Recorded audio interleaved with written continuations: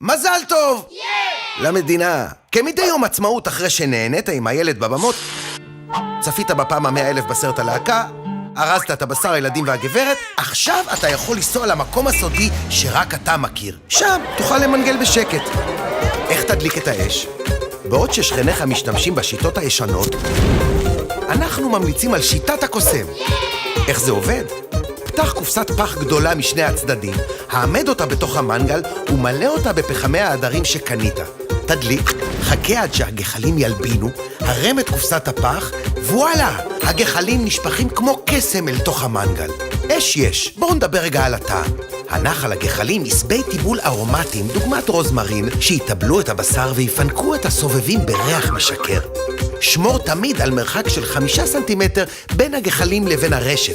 כך תצלה את הבשר ולא תשרוף אותו. ושנייה לפני שהשיפודים עולים על האש, ודא שיש רווח בין קוביות הבשר על השיפוד, שיוכלו לנשום קצת. וזהו, אש בשיטת הקוסם, עשבי טיבול ארומטי, מרחק הרשת מהגחלים וקצת ספייס על השיפוד. כך תהפוך מהמנגליסט המצוי למנגליסט הרצוי. לטיפים נוספים בקרו בעמוד הפייסבוק של אדום אדום. חג שמח ובתיאבון.